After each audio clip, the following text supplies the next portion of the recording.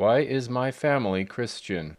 Jesus Christ came to the world in the 1st century A.D. At this time, the Roman Empire was at its height. After Christ's crucifixion, resurrection, and ascension, the apostles came together at Pentecost. At this time, the one holy Catholic and Apostolic Church was established. The apostles went throughout the Roman Empire and beyond, growing the church. The apostles would appoint bishops in many of the towns they would come to, and those bishops were then over presbyters, priests, and deacons, and other clergymen in their area. The Roman Empire was pagan at the time, and refusal to sacrifice to the pagan idols often meant they would end up facing a horrible death fraught with torment and pain. In 70 A.D., the Roman army conquered Jerusalem and destroyed the temple. The refusal of the Jews to accept the Messiah, Jesus Christ, spurred many violent uprisings by the Jews against the Romans. The Romans, fed up with this, ended up destroying the city and ending the temple sacrifice and many of the liturgical rites which had taken place in the Old Testament times. The New Jerusalem became the one holy Catholic and Apostolic Church, each church representing the temple throughout the world. The temple being both Christ's body, the church, and where the bloodless sacrifice would continue to take place. The location where the wine and bread is turned mystically into the body and blood of Jesus Christ, purifying our souls and bodies by the divine energies of God. These energies, also being called God's grace, are purifying, illuminating, and divinizing, also called theosis. And so we can become God's by grace. There are also many other sacraments which take place in the one holy Catholic and Apostolic Church. For now it is important to realize only that the apostles appointed bishops. And these bishops went throughout the world, establishing priests, deacons, and other clergymen over the laity of those people in those local areas. After 300 years, the Roman Empire could no longer contain Christianity.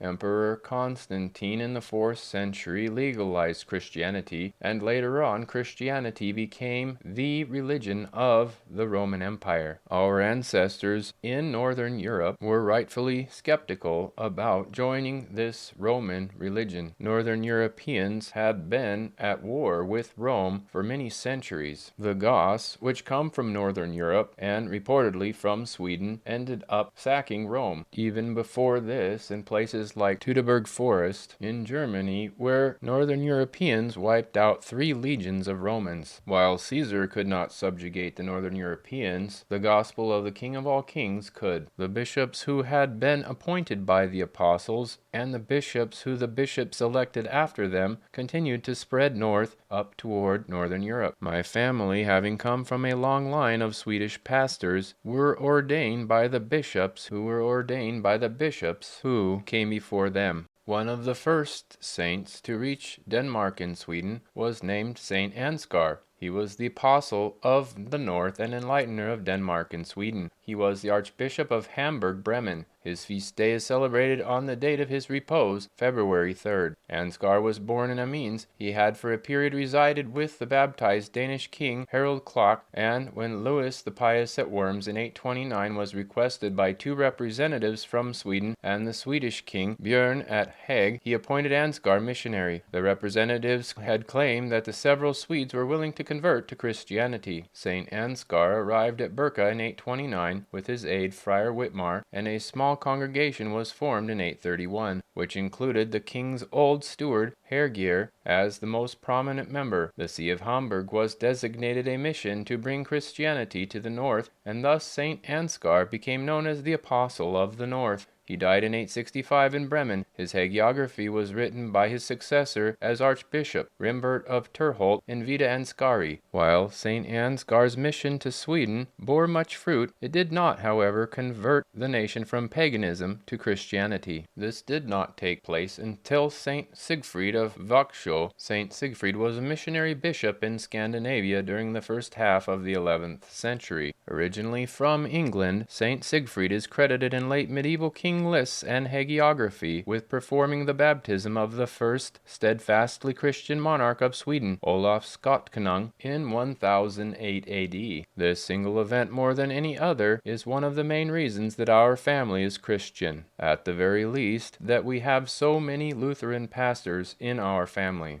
In 1014, Olaf Skotkonung assisted Saint Siegfried in the establishment of the Diocese of Huseby, later Skara. At this time, the diocese was comprised of the Goth lands, Västergotland and Östergotland, East Gothland, some of Småland, and also chunks of the surrounding counties. Siegfried is said to have consecrated a vicar bishop for the eastern half of the diocese in the city of Linköping in Östergotland, and King Canute sent an English bishop named Bernard to fill the see of Scania. By 1028, the English missionary Ulfrid attempted a third re-establishment of Christianity in Upsala, but was martyred upon anathematizing the pagan god Thor and assaulting his idol in the local thing. The Church of Sweden still accepts the creation of this diocese in Huseby as the creation of the Church of Sweden. It was only 4 decades before what was known as the Great Schism. While we could go into great detail about this, the big takeaway is that the Pope of Rome sent a papal bull of excommunication to the ecumenical patriarch in Constantinople. While this could be considered a schism, for us in the West, the better terminology is to refer to this as its own form of Reformation. For Pope Gregory VII, also known as Hildebrand of Savannah, disregarding the apostolic canons and all of the canons of the ecumenical councils, sought to elevate himself as the supreme pontiff over all of the world. Citing forgeries and claiming powers out of nowhere, he begins excommunicating anyone who does not go along with him in his power grab, as well as using military force to subdue anyone who would oppose him. The main reforms that he brings to the West are the Filioque, enshrining it in doctrine, which it wasn't in the original Nicene-Constantinopolitan Creed, which states that I believe in the Holy Spirit, the Lord and giver of life, who proceeds from the Father. The addition in the West, which was uncanonical and not in the original form, was who proceeds from the Father and the Son, Filioque, in Latin, which is heretical. Rome had been using unleavened bread, or bread without yeast in it, which was not the tradition of the one holy Catholic and Apostolic Church. The bread used for communion must have yeast in it to rise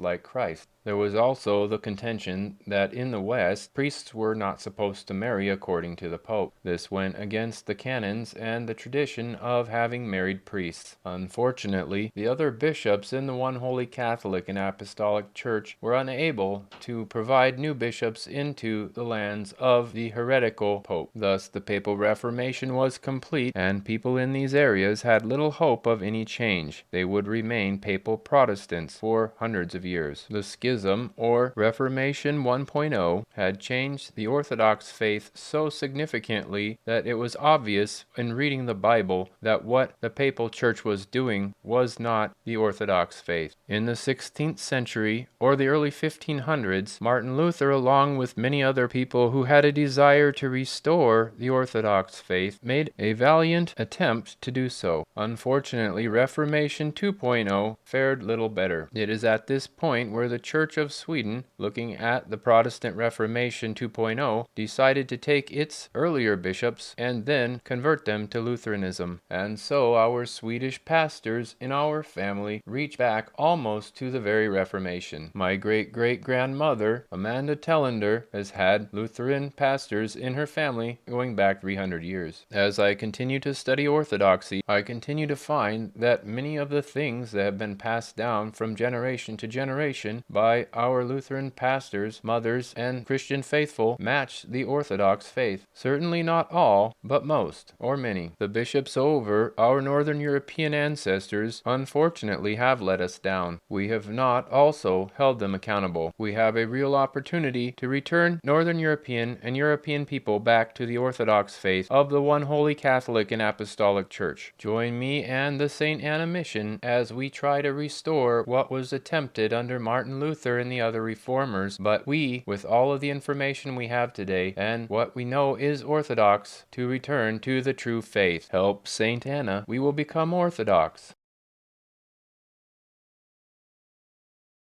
The Reverend Adolph Theodore Bergquist departed this life on September 20th, 1973. Funeral services will be held on Saturday, September 22nd, 11 a.m. at Zion Lutheran Church in Chisago City, Minnesota. Clergy are invited to be seated with the congregation. Melvin Hammerberg.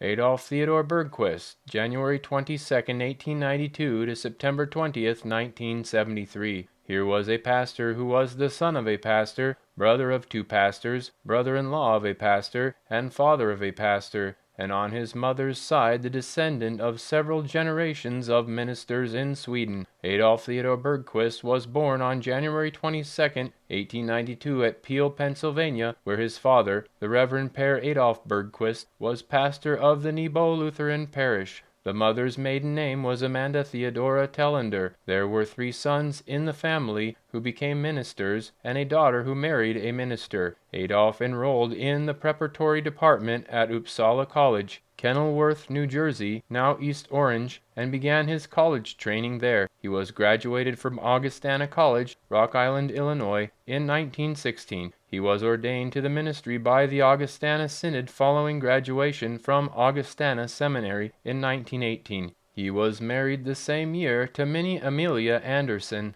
Reverend Bergquist's first charge was at Gustavus Adolphus and Salem congregations, Williamsport, Pennsylvania, where he served until 1923. He was pastor of Emmanuel Lutheran Church, Titusville, Pennsylvania, 1923 to 25, Tabor Lutheran Church, Branford, Connecticut, 1925 to 44, St. Joseph Rossholt and Walla Walla, New Effington, South Dakota, 1944 to 54, and Calvary Lutheran, Rush Point, Staunchfield, Minnesota, 1954 to 63. After his retirement in 1963, he lived in the eastern states for 3 years. Since 1966, he has been a resident of the Chisago Lutheran Home, now the Margaret S. Farmley Residence, Chisago City, Minnesota. Pastor Bergquist died on September 20th, 1973 at the Chisago Lakes Hospital after 55 years in the ministry. His wife had died on March 5th, 1963, and his brother, Reverend J. Gottfried Bergquist, on February 6th, 1956. His sister, Esther Amanda, the wife of Reverend Carl Rask, died August 16, 1934. Survivors include a son, Pastor Carl A. Bergquist, Worcester, Massachusetts, a daughter, Mrs. Ruth Stadstad, Auburn, Washington, 10 grandchildren, 5 great-grandchildren, a brother, Reverend Joseph E. Bergquist, St. Peter, Minnesota, and other relatives. Funeral services were held at Zion Lutheran Church, Chisago City, on September 22, 1973, with Dr. George L. Lundquist, Vice President of the Minnesota Synod, as officiant and preacher, assisted by the pastor of Zion congregation, Reverend Archie N. Campbell, also Reverend James Almquist, Center City, and Reverend Robert A. Olson, Isanti. Interment was at the Rush Point Cemetery, with Reverend John T. Clausen, the pastor of Calvary congregation, officiating.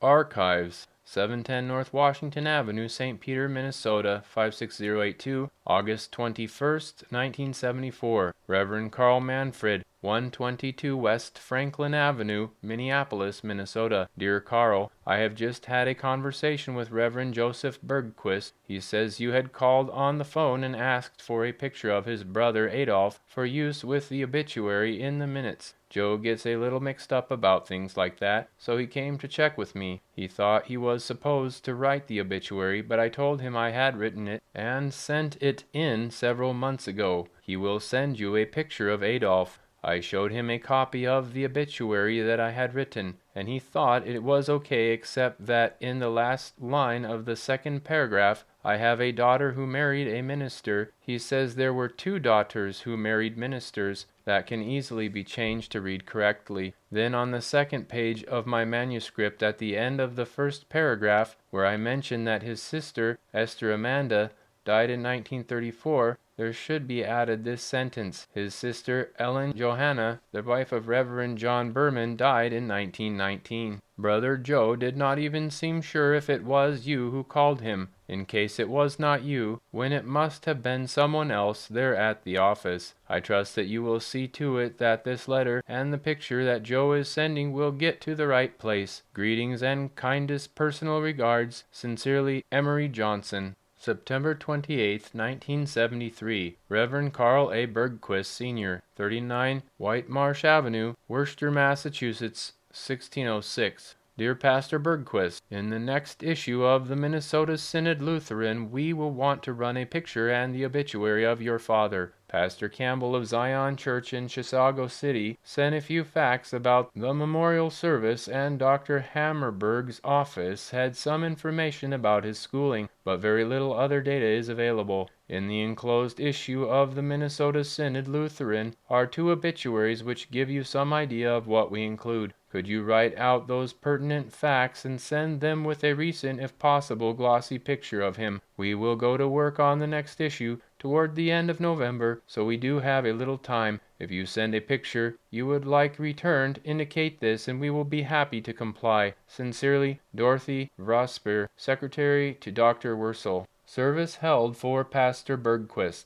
Funeral services for Pastor Adolph Theodore Bergquist were held last Saturday morning, September 22nd at 11 o'clock at Zion Lutheran Church in Chisago City, Minnesota. He had lived at the Margaret S. Parmley residence in that city for the last 7 years, and died at the local hospital September 20th at the age of 81 years. Pastor Bergquist was born January 22nd, 1892 in Peale, Pennsylvania, the son of Pastor Pehr Adolf and Amanda Bergquist. He had served parishes in Pennsylvania, Connecticut, and in Minnesota. His last congregation was Calvary Lutheran Church, Staunchfield, Minnesota. He had served as pastor for 55 years. The Reverend Dr. George L. Lundquist, vice president of the Minnesota Synod, served as officiant and preached the sermon. He was assisted by Pastor Archie N. Campbell of the Zion Lutheran in Chisago City, and neighboring pastors James A. Almquist and Robert A. Olson. Mr. James Lindstrom was the organist.